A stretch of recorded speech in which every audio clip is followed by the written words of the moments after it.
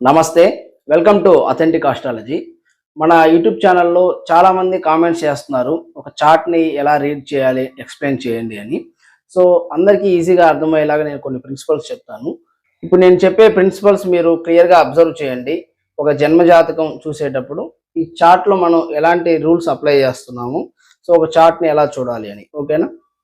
So first of all ఇక్కడ మిథున లగ్నం. ఫస్ట్ మనం లగ్నాన్ని గుర్తించాలి. సో ఇది అందరికీ ఆల్మోస్ట్ ఐడియా ఉంటుంది, యాప్స్లో మీకు లగ్నం ఏంటో చూపిస్తుంది. ఓకేనా? సో చాలామంది జాతకం చూసేటప్పుడు నక్షత్రాలకి ఎక్కువ ప్రిఫరెన్స్ ఇస్తున్నారు, ఇవ్వాల్సిన దానికన్నా అంత అవసరం లేదు. అంటే ఒక నక్షత్రాన్ని బట్టి ఆ వ్యక్తి క్యారెక్టర్ని వీళ్ళు డిసైడ్ చేయడం అట్లా చేస్తూ ఉంటారు. సో అది అంతగా వర్కౌట్ అవ్వదు. సో ఇక్కడ మనం ధనిష్ట నక్షత్రం 2వ పాదం. ఈ నక్షత్రం ఇక్కడ నేను ఎందుకు రాశాను అంటే, ఏ నక్షత్రంలో అయితే పుడతారో వాళ్ళకి ఆ నక్షత్రాధిపతి దశ అన్నది స్టార్ట్ అవుతుంది. సో ధనిష్ట నక్షత్రానికి కుజుడు అధిపతి కదా, సో వీళ్ళు కుజ దశలో పుట్టారు. ఓకేనా? సో కుజ దశలో గురు భుక్తిలో పుట్టడం జరిగింది. ఇక్కడ ఒక జాతకం చూసిన వెంటనే ఫస్ట్ మనం లగ్నాన్ని ఐడెంటిఫై చేసుకోవాలి, ఏ లగ్నమో తెలుసుకోవాలి. సో యాప్స్లో మనకి లగ్నం ఏంటో వచ్చేస్తుంది, పంచాంగం చూసి కూడా మనం తెలుసుకోవచ్చు. సో బేసిక్స్ నేను చెప్పట్లేదు, ఒక చార్ట్ని మనం ఎలా అనలైసిస్ చేయాలి అన్నది మాత్రం చెప్తున్నాను. సో ఇక్కడ మిథున లగ్నము. ఇక్కడ మిథున లగ్నం అనగానే మిథున లగ్నానికి ఎవరు శుభులు ఎవరు పాపులు అన్నది మనం తెలుసుకోవాలి, ఆల్రెడీ తెలిసి ఉండాలి. సో నేను 12 లగ్నాలకు పరాశర మహర్షి సూత్రాల ఆధారంగా శుభగ్రహాలు పాపగ్రహాల నిరూపణ వీడియో చేయడం జరిగింది. ఒకవేళ మీకు అంటే స్ట్రైక్ అవ్వట్లేదు, వెంటనే ఏ లగ్నానికి ఎవరు శుభులు ఎవరు పాపులు అంటే ఆ వీడియోని ఒక 2-3 సార్లు చూడండి, మీకే అర్థమవుతుంది. సో ఇప్పుడు మనం చూద్దాం. సో శుభులను నేను ఇట్లా బ్లాక్ కలర్తో రౌండ్ చేస్తాను. లగ్నాధిపతి బుధుడు, అలానే పంచమాధిపతి శుక్రుడు, నవమాధిపతి శని. ఓకేనా? సో మిథున లగ్నం శనిపాలిత లగ్నం కాబట్టి రాహువు శుభుడు. ఓకే. సో ఇప్పుడు ఎవరు పాపులు? కుజ, గురు, సూర్య, చంద్ర, కేతువులు మిథున లగ్నాలకి పాపగ్రహాలు. సో ఇక్కడ మీకు ఇంకా ఈజీగా అర్థం అవ్వడానికి, సో ఇక్కడ నుంచి మీరు నెంబర్స్ వేసుకున్నారనుకోండి ఈజీగా ఉంటుంది. సో తనుభావము, ధనభావము, సోదర భావము, ఇట్లా ఒకడొకటి, మాతృభావము, విద్యాభావము, 7.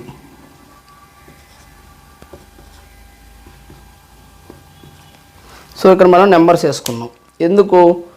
అది చూడగానే అది ఏ భావము అర్థం అవడానికి నెంబర్స్ వేసుకున్నాం. ఇక్కడ మనకి ప్రతి గ్రహానికి సప్తమ వీక్షణ ఉంటుంది. అలానే ఒక శని కుజ గురువులకు విశేష వీక్షణలు, అంటే శనికి 3, 10, కుజుడికి 4, 8, గురువుకి 5, 9 ఉంటాయి కదా. సో వాటిని కూడా మనం మార్క్ చేసుకుంటాం, అంటే సింపుల్గా మీకు అర్థం అవడానికి చెప్తున్నాను. సో ఫస్ట్ ఎవరు? ఇక్కడ శని శుభగ్రహం కదా, శని 8వ ఇంట్లో ఉన్నారు, 1, 2, 3. సో దశమాన్ని చూస్తున్నారు. తర్వాత 7 2వ భావాన్ని చూస్తున్నారు. తర్వాత 8, 9, 10 పంచమాన్ని చూస్తున్నారు. ఊరికే అట్లా రాసుకోండి. అంటే స్టార్టింగ్లో ఎవరైతే జ్యోతిష్యం నేర్చుకుంటున్నారో అంత ఫాస్ట్గా మీరు గుర్తుపట్టలేరు కాబట్టి ఈ టెక్నిక్ మీకు చెప్తున్నాను. సో వాళ్ళ చూపుల్ని కూడా ఆ గ్రహం పేరుని చిన్నగా రాసుకున్నారనుకోండి, మీకు ఈజీగా అర్థమవుతుంది. తర్వాత పాపగ్రహాలలో ఎక్కువ చూపులు ఉన్న వాళ్ళు ఎవరు? గురు, కుజుడు. సో కుజుడు చూద్దాం. 1, 2, 3, 4. సో కుజుడు లగ్నంలో ఉంటూ చతుర్థాన్ని, సప్తమాన్ని, అష్టమాన్ని చూస్తున్నాడు కాబట్టి చిన్నగా కుజుడు అని రాసుకున్నాం. ఓకేనా? నెక్స్ట్ మన గురువు ఎక్కడున్నాడు? 1, 2, 3, 4, 5. 5వ చూపుతో సప్తమాన్ని, అలానే 5వ చూపుతో సప్తమాన్ని, 7వ చూపుతో నవమాన్ని, 8, 9. 9వ చూపుతో ఏకాదశ స్థానాన్ని గురువు చూస్తున్నారు. ఓకే. సో ఇప్పుడు మనకి ఈ చార్ట్ మీద ఒక 50% కంట్రోల్ అన్నది వచ్చింది, అంటే పట్టు వచ్చింది. ఏంటి? మన భావాలన్నీ రాసుకున్నాము, ఎవరు శుభులు ఎవరు పాపులు కలర్స్తో డిఫరెన్షియేట్ చేసుకున్నాము. తర్వాత వాళ్ళ చూపుల్ని కూడా గుర్తుండడానికి నోట్ చేసుకున్నాం. ఓకేనా. సో ఇప్పుడు మనం గమనించాల్సింది దశలు ఆ గ్రహానికి ఉన్న బలం. ఓకేనా. సో ఆ గ్రహానికి ఎంత బలం ఉంది అంటే ఒక భావం మనకి 0 నుండి 30 డిగ్రీలు ఉంటుంది. అంటే ఒక గ్రహం ఒక 25 డిగ్రీల్లో లేదా 30 డిగ్రీల్లో ఉంటే అది వీక్గా ఉన్నట్లు, అదే ఒక గ్రహం 0 నుంచి ఒక 5 లోపు అట్లా ఉంటే అది బాగా బలంగా ఉన్నట్లు. ఓకేనా. సో అంటే దాని ఇంటెన్సిటీ ఎక్కువ ఉన్నట్లు. సో ఆ గ్రహం శుభగ్రహం అయితే ఎక్కువ శుభ ఫలితాలు ఇవ్వగలదు, లేదా పాపగ్రహం అయితే ఎక్కువ పాపత్వాన్ని చూపించగలదు. ఓకేనా. సో ఇది కాన్సెప్ట్ అర్థమైంది కదా. సో ఇక్కడ చూద్దాం. కుజుడు మనకి 4 డిగ్రీల్లో ఉన్నాడు. అంటే ఒక పాపగ్రహం లగ్నంలో ఉంటూ చతుర్థాన్ని, సప్తమాన్ని, అష్టమాన్ని చూస్తూ చాలా బలంగా ఉంది. ఇక్కడ మనం ఆ గ్రహానికి ఎంత బలం ఉంది, గ్రహ బలం చూసుకున్నాము. తర్వాత ఆ దశలు ఉన్నాయా లేదా చూసుకోవాలి. ఓకేనా. ఒకవేళ దశ అయిపోతే దానికి బలం తగ్గిపోయినట్లు. ఇక్కడ మనం గమనించాల్సింది ఏంటి, వీళ్ళు కుజదశలో పుట్టారు. కుజదశ 7 సంవత్సరాలు. 7 సంవత్సరాల్లో వీళ్ళకి సగం వరకు కుజదశ అవ్వలేదు.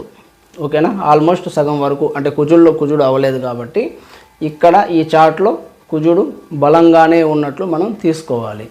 తర్వాత రాహుదశ అయిపోయింది. అంటే వీళ్ళు ఇప్పుడు నన్ను కాంటాక్ట్ అయ్యారు. సో నన్ను కాంటాక్ట్ అయ్యే ఈ టైంకి వీళ్ళ ఏజ్ 32 ఇయర్స్. సో రాహుదశ అయిపోయింది, గురుదశ నడుస్తుంది. ఓకేనా. సో రాహుదశ అయిపోయింది. రాహుదశ అయిపోయిందంటే రాహు శుభుడు కదా. సో ఎప్పుడైనా మనకి రాహుదశ అయిన కేతువు బలవంతుడు, కేతుదశ అయిన రాహు బలవంతుడు. ఎందుకు, వాళ్ళిద్దరు ఆపోజిట్లో ఉంటారు కాబట్టి. సో ఎదురెదిరిళ్లలో ఉంటారు కాబట్టి ఇక్కడ రాహు శుభుడు దశ అయిపోవడం వల్ల కేతువుకి బలం పెరుగుతుంది. ఇప్పుడు కుజుడు కేతువు ఇద్దరు కలిసి ఎక్కువ ఇంటెన్సిటీ చూపిస్తున్నారు. ఎక్కడ లగ్నంలో ఎక్కువగా ఇంటెన్సిటీ అన్నది చూపిస్తున్నారు. ఓకేనా. తర్వాత ఇంకా ఏ దశలు మిగిలి ఉన్నాయి, గురుదశ రన్నింగ్, శని దశ మిగిలి ఉంది, బుధ, కేతు, శుక్ర. ఓకేనా. సో అంటే ఇక్కడ మనం ఏం గమనించాలి, దశానుకూలతలో మనం గమనించాల్సింది కుజదశ మిగిలి ఉంది, గురుదశ అయిపోతుంది. ఓకేనా. సో శని పాలిత జాతకులకు కుజ గురు దశలు అయిపోతే చాలా మంచిది. ఇక్కడ కుజదశ అవ్వదు. ఎందుకు అవ్వదు అంటే వాళ్ళు ఆల్రెడీ కుజదశలోనే పుట్టారు కాబట్టి ఇంకొక 110 సంవత్సరాల పైన ఉంటేనే కుజదశ వస్తుంది. ఓకేనా. సో కాబట్టి వాళ్ళకి కుజదశ అవ్వదు. బెస్ట్ థింగ్ ఏంటి అంటే గురుదశ అయిపోతుంది. ఓకేనా.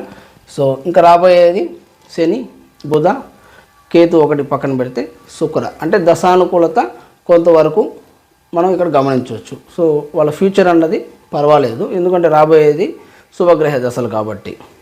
సో ఇక్కడ ఈ చార్ట్లో మనం ముఖ్యంగా గమనించాల్సింది, ఈ చార్ట్లో అన్నిటికన్నా తక్కువ డిగ్రీల్లో కుజుడు ఉన్నాడు, అంటే ఎక్కువ ఇంటెన్సిటీతో ఉన్నారు.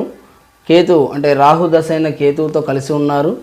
అలానే ఇక్కడ మన కుజుడు ఏం చేస్తున్నాడు, ఈ లగ్నానికి పంచమాధిపతి అయినటువంటి శుక్రుణ్ణి పక్క చూపుతో చూడడము, అలానే ఈ లగ్నానికి నవమాధిపతి అయినటువంటి శనిని పక్క చూపుతో చూస్తున్నాడు. ఓకేనా. సో అందులో శని కూడా పాపగ్రహంతో కలిసి ఉన్నారు, బట్ శని డామినేటింగ్ చేస్తున్నారు. అయినప్పటికీ కుజుడు తన 8వ చూపుతో శనిని, 4వ చూపుతో శుక్రుణ్ణి చూస్తున్నారు. ఓకేనా. సో అంటే శుభగ్రహాలు ఇక్కడ పాపగ్రహానికి కట్టుబడి ఉన్నాయి. ఓకేనా. అలానే లగ్నాధిపతి 18 డిగ్రీల్లో, అలానే సూర్య గురువులు అంటే ఇద్దరు పాపుల కన్నా ముందున్నారు. సో ఇదొకటి ప్లస్ థింగ్, ఇదొకటి ప్లస్ అని మనం చెప్పుకోవచ్చు ఈ చార్ట్లో. ఓకేనా. ఇంకా దశలు చూస్తే గురుదశ అయిపోతుంది, రాబోయేది శని దశ. ఇక కుజదశ అవ్వట్లేదు. లైఫ్ లాంగ్ కుజుడు తన ఇంటెన్సిటీని చూపిస్తూనే ఉంటాడు. అయితే చాలామందికి ఈ కుజదోషాల్లో అపోహలు ఉంటాయి. సో దాంట్లో రకరకాలుగా ఉంటాయి. వీళ్ళని నేను అడిగాను, అంటే వీళ్ళకి మ్యారేజ్ అయింది బట్ వీళ్ళు సపరేట్ అయ్యారు. వీళ్ళని నేను అడిగాను, మీకు కుజదోషం ఉందని ఇంతకుముందు ఎవరు చెప్పలేదా అని. సో వీళ్ళు ఏం చెప్తున్నారంటే వీళ్ళకి కుజదోషం ఉంది అని చెప్పి వీళ్ళకి కుజదోషం ఉన్న వాళ్ళతోనే మ్యారేజ్ చేశారు, బట్ వీళ్ళు సపరేట్ అవ్వడం జరిగింది. దీనికి కారణం ఏంటి అంటే వీళ్ళ స్పౌస్ చార్ట్ కూడా నేను చూశాను. వాళ్ళది వృషభ లగ్నము, లగ్నంలో కుజుడు ఉన్నాడు. సో ఇక్కడ మనం గమనించాల్సింది ఏంటి, కుజదోషం ఉన్న వాళ్ళతో వివాహం చేస్తే అది న్యూట్రల్ అవుతుంది అని అందరూ అనుకుంటుంటారు. బట్ ఇక్కడ ఒక చిన్న లాజిక్ మర్చిపోతుంటారు.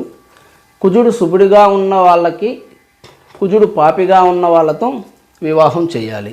సో ఇక్కడ మిథున లగ్నానికి పాపి షష్టమాధిపతి, అలానే వృషభ లగ్నానికి సప్తమాధిపతి. సో ఇద్దరికీ కుజుడు పాపి కాబట్టి ఎక్కువగా ప్రభావం చూపించడానికి అవకాశం ఉంటుంది. ఓకేనా. సో ఎప్పుడైనా కుజదోషంకి బెస్ట్ రెమెడీ ఏంటి అంటే కుజదోషం అంటే కుజుడు పాపిగా ఉంటేనే కదా కుజదోషం ఉంటుంది. సో కుజుడు పాపిగా ఉన్న వాళ్ళకి కుజుడు శుభుడిగా ఉన్న లగ్నాల వారితో వివాహం చేస్తే చాలా వరకు న్యూట్రల్ అవుతుంది. ఇక్కడ కుజుడు అసలు ఎక్కడుంటే ఈ కుజదోషం వర్తిస్తుంది, కుజుడు 1, 2, 4, 5, 7, 8, 12 స్థానాల్లో అంటే లగ్నాత్ 1వ స్థానము 2, 4, 5, 7, 8, 12 ఇళ్లలో కుజుడు పాపిగా ఉంటే కుజదోషం. ఇంకా మనకి బెస్ట్ రెమెడీ ఏంటి అంటే సో ఇదే భావాల్లో కుజుడు శుభుడిగా ఉన్న లగ్నాలు అంటే ఏ లగ్నం, మీన, మేష, కటక, సింహ, ధనుర్, వృశ్చిక లగ్నాలకు కుజుడు శుభగ్రహం. అంటే ఈ లగ్నాలకు లగ్న పంచమ నవమాధిపతి కుజుడు అవుతాడు కాబట్టి సో ఒకవేళ కుజదోషం ఉన్న వాళ్ళకి ఈ రిమైనింగ్ లగ్నాల వారికి ఈ కుజదోషం ఉన్న వాళ్ళతో వివాహం చేస్తే చాలా వరకు అది న్యూట్రల్ అవ్వడానికి ఛాన్సెస్ ఉంటాయి. బట్ వీళ్ళు ఇక్కడ ఏం చేశారంటే ఇద్దరికీ కుజదోషం ఉంది, సో సపరేట్ అవ్వడం జరిగింది.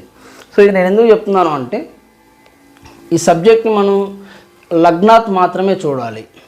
ఓకేనా. సో చాలామంది రాశి ఆధారంగా లెక్కలు వేస్తూ ఉంటారు, లేదా ఒక నక్షత్రాన్ని బేస్ చేసుకొని ఈ పర్సన్ ఈ నక్షత్రంలో పుట్టాడు కాబట్టి వీళ్ళ లైఫ్ అంతా ఇలానే ఉంటుంది అని డిసైడ్ చేసేస్తూ ఉంటారు, లేదా ఈ రాశి వాళ్ళ స్వభావం ఇలా ఉంటుంది అని చెప్పేస్తూ ఉంటారు. సింపుల్ థింగ్ ఏంటి అంటే ఒక జన్మజాతకంలో చంద్రుడు ఎక్కడ ఉంటే అది వాళ్ళ రాశి అవుతుంది. అది పెద్దగా ఉపయోగం లేదు కాబట్టి నేను రాయలేదు. ఇక్కడ చంద్రుడు ఎక్కడున్నాడు, మకరంలో ఉన్నాడు కాబట్టి వీళ్ళ రాశి మకర రాశి. ఈ చంద్రుడు ఎలాగో రిమైనింగ్ 8 గ్రహాలు కూడా ఏదో ఒక రాశిలో ఉంటాయి. ఈ నక్షత్రం ఎందుకు వచ్చింది, చంద్రుడు ఏ నక్షత్రం మీద ఉంటే ఆ నక్షత్రంతో వాళ్ళ దశ స్టార్ట్ అవుతుంది కాబట్టి వీళ్ళు పుట్టినప్పుడు ధనిష్ట నక్షత్రం 2వ పాదంలో చంద్రుడు ఉన్నాడు కాబట్టి వీళ్ళ ధనిష్ట నక్షత్రము 2వ పాదం అయింది కాబట్టి వీళ్ళకి కుజదశతో స్టార్ట్ అయింది. ఓకేనా. ఇక్కడ మనం ముఖ్యంగా గుర్తుపెట్టుకోవాల్సింది ఒక నక్షత్రానికి ఎప్పుడు బలం ఉంటుంది అంటే సో గ్రహం ఉన్నప్పుడు మాత్రమే నక్షత్రానికి బలం ఉంటుంది. అసలు కనీసం ఆ పేరు మనం చెప్పుకుంటాం. ఇక్కడ చంద్రుడు ఉన్నాడు కాబట్టి ధనిష్ట నక్షత్రం గురించి మనం మాట్లాడుకుంటున్నాం. అదే చంద్రుడు ఇక్కడ లేకపోతే ధనిష్ట నక్షత్రంతో మనకు అసలు పనే లేదు. ఓకేనా. సో నక్షత్రాలు చాలా స్వల్పంగా ఫలితాలను ఇస్తాయి, సో ఎక్కువ ఫలితాలు గ్రహాలు ఇస్తాయి. ఆ గ్రహం ఏ అధిపతి, సో ఇక్కడ షష్టమాధిపతి లగ్నంలో ఉన్నాడు, అదే షష్టమాధిపతి చతుర్థాన్ని చూస్తున్నాడు, పంచమాధిపతి అయినటువంటి శుక్రుణ్ణి చూస్తున్నాడు, నవమాధిపతి అయినటువంటి శనిని చూస్తున్నాడు. ఈ షష్టమాధిపతి చతుర్థాన్ని, సప్తమాన్ని, అలానే అష్టమాన్ని చూస్తున్నాడు. ఓకేనా. వివాహానికి మనకేంటి ముఖ్యమైన స్థానాలు, చతుర్థం కుటుంబ స్థానం కదా, సో కుటుంబంలో కలహాలు, సప్తమం అష్టమం 2 వివాహ స్థానాలు కదా. ఇది మన అత్తగారింటిని సూచిస్తుంది, మన స్పౌస్ని సూచిస్తుంది. ఇది సో వివాహం తర్వాత లైఫ్ను సూచిస్తుంది. ఓకేనా. సో ఇక్కడ మనం గమనించినట్లయితే సో వివాహానికి కావలసిన అన్ని స్థానాలు ఇక్కడ డ్యామేజ్ అవ్వడం జరిగింది. ఓకేనా. ఒక చార్ట్ అంటే వాళ్ళు అడిగే ఒక క్వశ్చన్కి మనం ఆ భావానికి సంబంధించి మనం ఆన్సర్ చెప్పాల్సి ఉంటుంది. ఇది బేసిక్గా ఫండమెంటల్గా ఒక చార్ట్ని ఎలా చూడాలి అంటే ఇక్కడ నేను గమనించింది ఏంటంటే కుజదోషానికి ఇది ఒక పర్ఫెక్ట్ ఎగ్జాంపుల్గా నాకు అనిపించింది. సో అందుకోసం ఈరోజు నేను దీన్ని షేర్ చేయాలి అని అనుకున్నాను. ఎందుకంటే కుజుడు యవ్వన కారకుడు కాబట్టి 20 to 40 ఇయర్స్ కుజుడి అంటే కుజుడి ప్రభావం ఎక్కువగా ఉంటుంది ఈ చార్ట్ మీద. ఓకేనా. సో అందులో కుజుడు లగ్నంలో ఉన్నాడు, పర్ఫెక్ట్ కుజదోషం. సో ఈ స్థానాలు కూడా డ్యామేజ్ అయ్యాయి. ఓకేనా.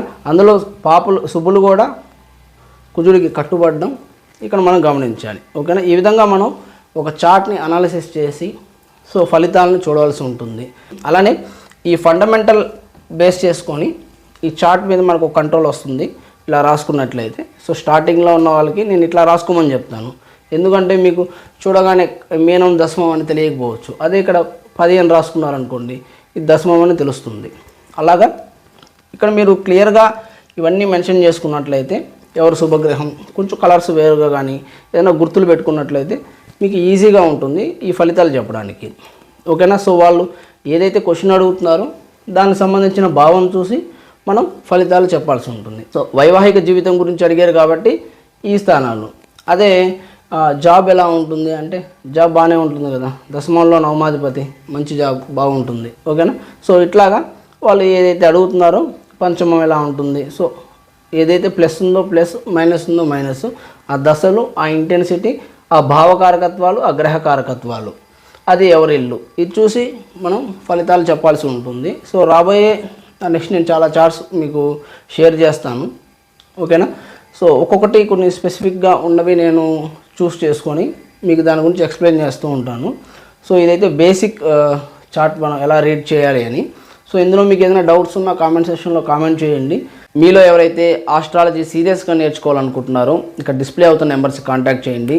ఈ సబ్జెక్ట్ చాలా ఇంట్రెస్టింగ్గా ఉంటుంది. కనీసం మీ చార్ట్ మీరు అనాలిసిస్ చేసుకొని లేదా మీ ఫ్యామిలీ మెంబర్స్ చార్ట్స్ ఒక అనాలిసిస్ చేసుకొని సో రైట్ డెసిషన్స్ తీసుకోవడానికి కూడా మీకు చాలా బాగా సపోర్ట్ అవుతుంది. సో నా ఈ 21 days కోర్సులో మీకు బేసిక్స్ నుంచి అడ్వాన్స్ వరకు సో ఆల్మోస్ట్ అన్ని థింగ్స్ నేను కేవలం 21 daysలో మీకు అర్థమయ్యే విధంగా సో నేను డిజైన్ చేయడం జరిగింది. సో ఇప్పటివరకు చాలామంది నేర్చుకున్నారు, చాలా సర్ప్రైజ్ అయ్యారు. సో వాళ్ళు కూడా ఇప్పుడు ఆల్రెడీ ఆస్ట్రాలజర్స్ అయ్యారు, వాళ్ళు కూడా ఫలితాలు చాలా బాగా చెప్తున్నారు. సో మీరు ఎవరైనా ఇంట్రెస్టెడ్ పీపుల్ ఉంటే సో ఎవరైతే నిజంగా ఇంట్రెస్ట్ ఉందో వాళ్ళు మాత్రమే కాంటాక్ట్ చేయండి. So thank you so much for watching this video.